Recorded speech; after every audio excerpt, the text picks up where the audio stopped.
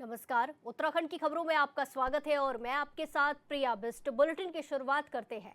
CM Pushkar Singh Dhami Tehri झील में चल रहे टीएचडीसी द्वारा आयोजित president cup Tehri water sports के समापन पर बतौर मुख्य अतिथि पहुंचे। सीएम धामी ने यहां पर चल रही कयाकिंग और कैनोइंग प्रतियोगिताओं को देखते हुए प्रेसिडेंट कप के विजेताओं को सम्मानित किया। इस मौके पर कैबिनेट मंत्री सुबोध उनियाल, विधायक शक्तिलाल शाह, विधायक विनोद खंडारी, बीजेपी जिला अध्यक्ष उदय डीएम, निकिता खंडेलवाल आदि मौजूद रहे। सीएम धामी ने संबोधित कर सभी विजेता खिलाड़ियों को बधाइयां दी, साथ ही सभी खिलाड़ियों की हौसला अफजाई भी की। एवं स्मृति भारत खेलों के क्षेत्र में नई ऊंचाइयों को छू रहा है और वैश्विक मंचों पर खेलों के क्षेत्र में भी एक नई शक्ति के रूप में उभर रहा है।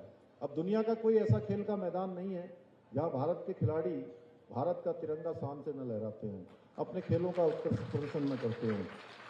खेलों को लेकर पहले देश में इस तरह का माहौल था कि लोग कहते थे कि 140 करोड़ जनसंख्या का देश, खेलों के प्रदर्शन में कोई उपलब्धि नहीं बल्कि शून्यता रहती है। परंतु आज आदरणीय मोदी जी के नेतृत्व में इस धारणा को बदल के रख दिया है। किसी देश में खेलों का इकोसिस्टम कितना बेहतर है, कैसे खेलों का इकोसिस्टम काम कर रहा है, वो इस बात से पता लगता है कि ओलंपिक में देश की तरफ से क्वालिफाई करने वाले खिलाड़ियों की संख्या कितनी अधिक है। 2012 में लंदन में हुए ओलंपिक के लिए भारत के 83 एथलीट क्वालिफाई हुए थे, लेकिन मोदी सरकार के रहते हुए ओलंपिक रियो जेनेरियो में 2016, टोक्यो 2020 ओलंपिक और पेरिस 2024 ओलंपिक के लिए क्रमशः 117, 126 और 117 खिलाड़ियों ने क्वालिफाई किया। आदरणीय प्रधानमंत्री जी के दिशा निर्देशन में, उनके ठोस प्रयासों का नतीजा है कि भारत ने 2023 में चीन में संपन्न हुए एशियाई खेलों में भी रिकॉर्ड 107 पदक जीते। आज आदरणीय प्रधानमंत्री जी के मार्गदर्शन में नए जोश के साथ भारत 2030 में अहमदाबाद में कॉमनवेल्थ गेम्स की मेजबानी करने जा रहा है, जो हमारे देश के लिए एक बहुत बड़ी उपलब्धि है। आदरणीय मोदी जी का खेलों के प्रति प्रेम का अंदाजा इसी बात से लगाया जा सकता है कि उनके नेतृत्व में आज खेलों का बजट पहले के मुकाबले 1 गुना नहीं, 2 गुना नहीं, बल्कि 3 गुना बढ़ गया है। भाइयों बहनों, इसी वर्ष हमको भी एक बड़े आयोजन का अवसर मिला, राष्ट्रीय खेल प्रतियोगिताओं के आयोजन का अवसर मिला। हमने उसकी मेजबानी करी और हमारे राज्य के अंदर 38वें राष्ट्रीय खेलों का भव्य एवं सफल आयोजन उत्तराखंड को देवभूमि के साथ साथ खेल भूमि के रूप में भी स्थापित करने का उस हमारे राष्ट्रीय खेलों ने मार्ग प्रशस्त किया। और इस बार के राष्ट्रीय खेलों में हमारे खिलाड़ियों ने बहुत ऐतिहासिक उपलब्धि हासिल की। 103 पदक जीतकर पहली बार राष्ट्रीय खेलों में 7वां स्थान बनाकर इतिहास रचने का काम किया। और इसी से प्रेरित होकर हमने राज्य के अंदर हमारे खिलाड़ियों को और अधिक अवसर मिले, उनको अच्छा प्रशिक्षण मिले। उसके लिए राज्य में विश्वस्तरीय स्पोर्ट्स इंफ्रास्ट्रक्चर विकसित करने का प्रयास किया है। इसी का परिणाम है कि आज उत्तराखंड में राष्ट्रीय स्तर की ही नहीं बल्कि अंतर्राष्ट्रीय स्तर की खेल प्रतियोगिताओं के आयोजन को करवाने में भी आज हमारा राज्य सक्षम बन चुका है। अब राष्ट्रीय नहीं बल्कि अंतर्राष्ट्रीय स्तर की प्रतियोगिताएं भी हमारे राज्य के अंदर आयोजित हो रही हैं। अभी हाल ही में देखा होगा आपने स्पोर्ट्स स्टेडियम देहरादून में जो आइस रिंक है, उसमें अंतर्राष्ट्रीय स्तर की प्रतियोगिता आयोजित की गई, जो न केवल हमारे राज्य के लिए गौरव का विषय है बल्कि भारत में शीतकालीन खेलों के एक नए युग का सूत्रपात करने में भी मील का पत्थर सिद्ध हुई है।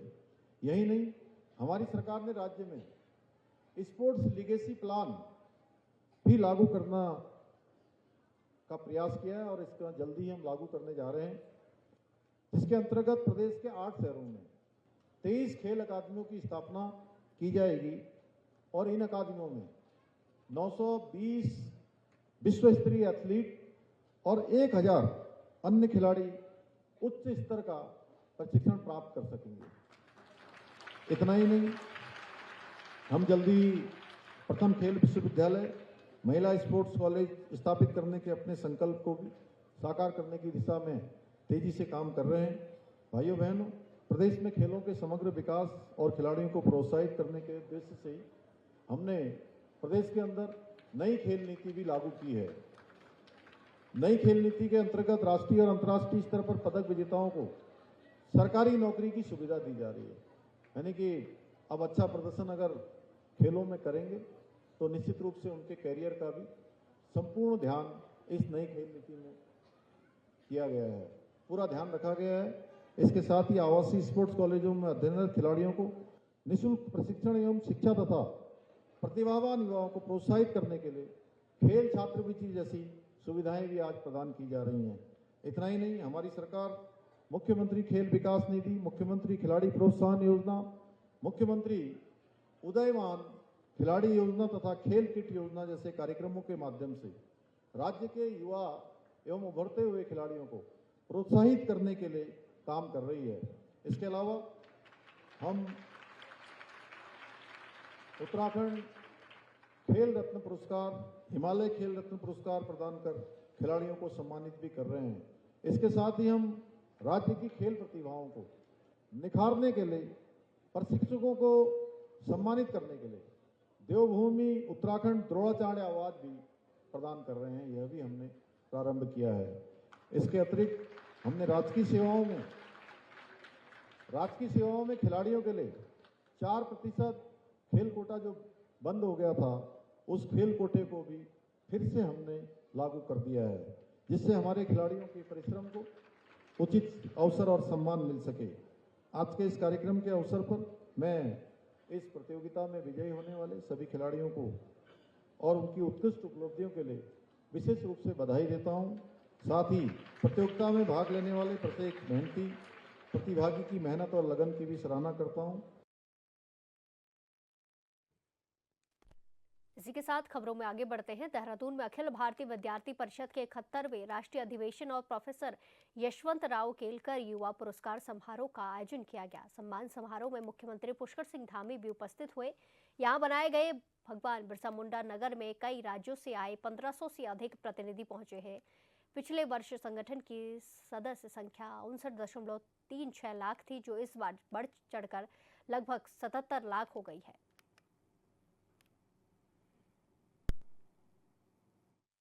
भारत में सांस्कृतिक पुनर्जागरण, सामाजिक समरसता, राष्ट्र गौरव और राष्ट्रनिष्ठ सेवा की ऐसी दिव्य धारा प्रवाहित की, जिसने देश के कोने कोने में राष्ट्रीय चेतना की अखंड ज्योति को प्रज्वलित करने का काम किया है। और संघ की दिव्य धारा से ही 1949 में अखिल भारतीय विद्यार्थी परिषद का निर्माण हुआ, अखिल भारतीय विद्यार्थी परिषद की स्थापना हुई। और स्वतंत्र भारत के इतिहास में जब देश एक नए युग की ओर बढ़ रहा था, ऐसे समय में राष्ट्र निर्माण, समाज सुधार और सांस्कृतिक जागरण के लिए संगठित, जागरूक, संस्कारित और राष्ट्रवादी जो उस समय छात्र शक्ति की आवश्यकता थी, छात्रों के बीच में एक ऐसे संगठन की आवश्यकता थी जो छात्रों के बीच में जाकर राष्ट्र भावनाओं को प्रथम मानकर काम करने वाले, छात्रों को देश सेवा के लिए प्रेरित करे, देश के लिए कुछ काम करने के लिए प्रेरित करे। इसी को ध्यान में रखते हुए परम पूज्य गुरु जी ने उस समय कुछ स्वयंसेवकों के साथ समर्पित युवाओं और शिक्षकों को विद्यार्थी परिषद की आधारशिला रखने की जिम्मेदारी सौंपी। और श्रद्धेय बलराव माधोक जी, प्रोफेसर यशवंत राव केलकर जी ज्ञानशील एकता के त्रिदेव सिद्धांत को अपनाकर विद्यार्थी परिषद को एक संगठित राष्ट्रवादी चरित्रवान छात्र शक्ति के रूप में स्थापित करने में अपनी बहुत महत्वपूर्ण भूमिका निभाई। और उस समय एक पौधे के रूप में रोपा गया ये छोटा सा पौधा आज दुनिया का सबसे बड़ा विद्यार्थियों का संगठन बन गया है। साथियों, अखिल भारतीय विद्यार्थी परिषद एक ऐसा संगठन है जिसने 7 दशक से भी अधिक समय तक राष्ट्र व्यक्ति निर्माण से राष्ट्र निर्माण का कार्य अनवरत रूप से आगे बढ़ाया है। और विद्यार्थी परिषद केवल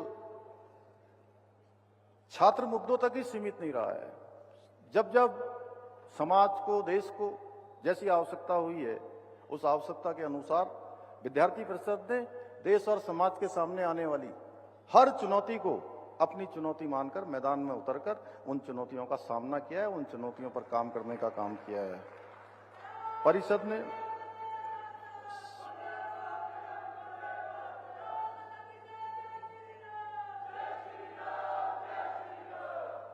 ने छात्र शक्ति को जागृत, संगठित और संस्कारित करने का कार्य किया है ताकि वो चरित्रवान, कर्तव्यनिष्ठ और राष्ट्रभक्त नागरिक बनकर देश की उन्नति में अपना योगदान दें।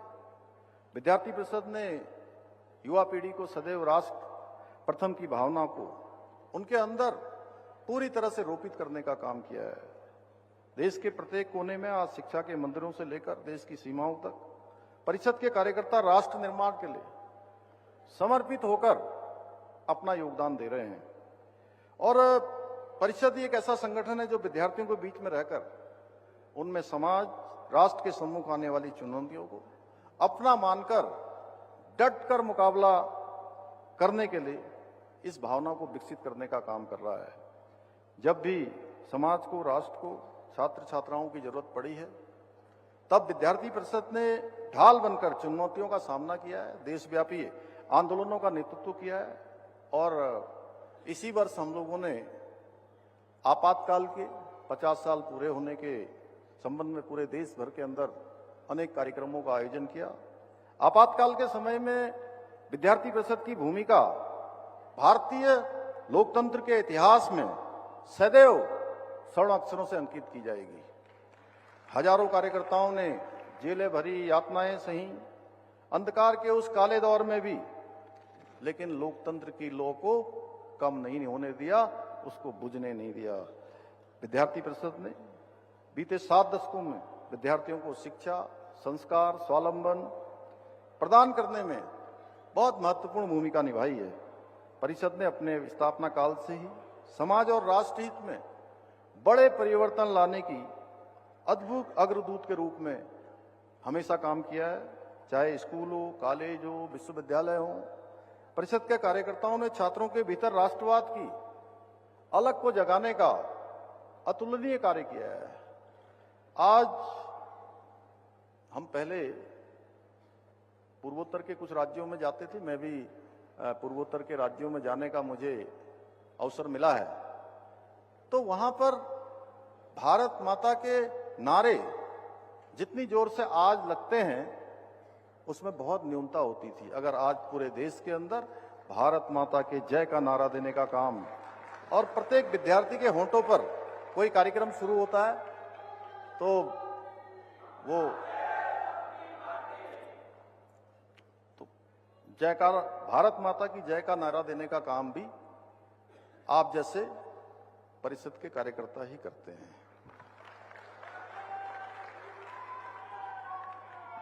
और विश्व में कोई ऐसा संगठन नहीं है, विश्व में कोई ऐसा संगठन नहीं है जिसके पास युवाओं की इतनी बड़ी टीम हो जितनी परिषद के पास है। इसलिए साथियों अब हमें अपनी इस शक्ति को भारत के निर्माण में लगाना है, विकसित भारत के संकल्प को सिद्धि तक पहुंचाने में लगाना है। साथियों, आज भारत की युवा शक्ति, हमारे राष्ट्र की सबसे बड़ी शक्ति कोई है तो हमारी युवा शक्ति है, जो हमारी सबसे बड़ी पूंजी है, जो अपने प्रतिभा से, अपने संकल्प के बल पर सशक्त, समृद्ध और आत्मनिर्भर भारत के स्वप्न को साकार करने की क्षमता रखती है। यदि इस ऊर्जा को सही दिशा में लगाया जाए, सही मार्गदर्शन किया जाए, तो हमारा देश न केवल एक आर्थिक महाशक्ति के रूप में उभरेगा, बल्कि फिर से जो हम बार बार कहते हैं, भारत विश्व गुरु था, भारत सोने की चिड़िया था, भारत फिर से विश्व गुरु बन जाएगा। उस मार्ग पर भारत आगे बढ़ चुका है। और स्वामी विवेकानंद जी ने कहा था कि युवा शक्ति ऊर्जा के असीम सागर के समान है। युवाओं के अंतर अनंत ऊर्जा है और उनकी जो क्षमता है वो अनंत है। मेरा मानना है इस ऊर्जा को सही दिशा में उपयोग करके ही हम एक भारत श्रेष्ठ भारत के सपने को साकार कर सकते हैं। साथियों, आज आदरणीय प्रधानमंत्री जी के नेतृत्व में, श्री नरेंद्र मोदी जी के नेतृत्व में एक कर्मशील नेतृत्व, एक विजनरी दूरदर्शी नेतृत्व, युवा शक्ति को राष्ट्र शक्ति मानकर विकसित और आत्मनिर्भर भारत के निर्माण की दिशा में निरंतर कार्य किया जा रहा है। आज startup India, skill India, digital India, make in India, fit India और नई शिक्षा नीति जैसी अनेक योजनाओं के माध्यम से युवाओं को उनकी प्रतिभा की क्षमता के अनुसार अवसर प्रदान किए जा रहे हैं।